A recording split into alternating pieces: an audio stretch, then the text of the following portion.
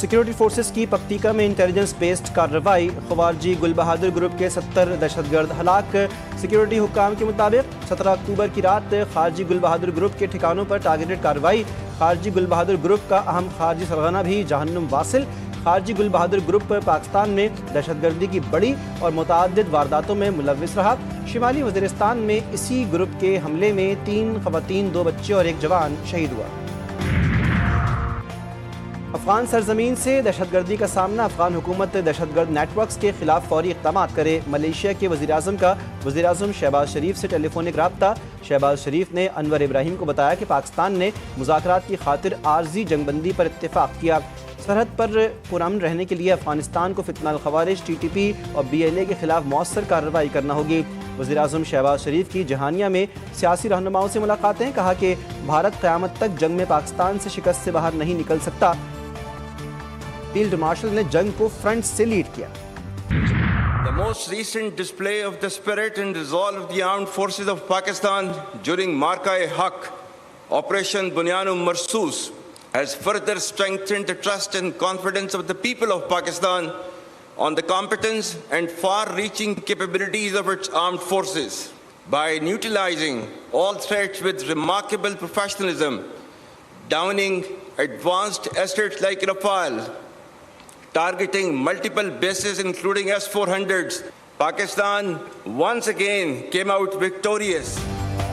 दोबारा जारियत की तो भारत की जोग्राफियाई वसअत का मन घड़त हिफाजती तसव्वुर ख़त्म कर देंगे।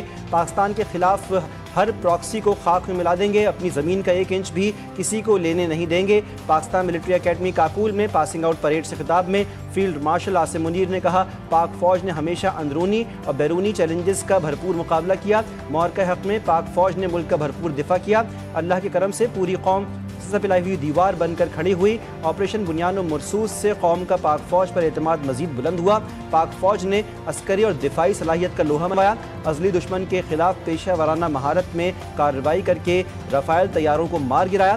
दुश्मन की मुतअद्दिद बेसिस बशमूल दिफाई सिस्टम को निशाना बनाया।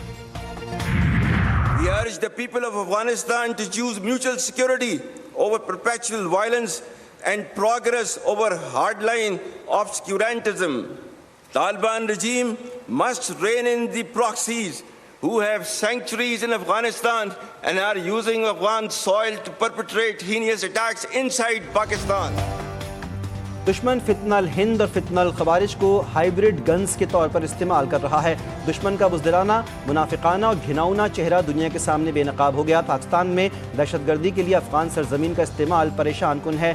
हम इस्लाम की गलत तशरीह करने वाले मुट्ठी भर गुमराह दहशतगर्दों के आगे नहीं झुकेंगे, आर्मी चीफ ने वाज़े कर दिया। 2 टोक अल्फाज में कहा कि तालिबान रजीम अपनी प्रॉक्सीज़ को लगाम डाले। ये प्रॉक्सीज़ पाकिस्तान में घिनौने हमले कर रही हैं, अफगानिस्तान की सरजमीन इस्तेमाल कर रही हैं।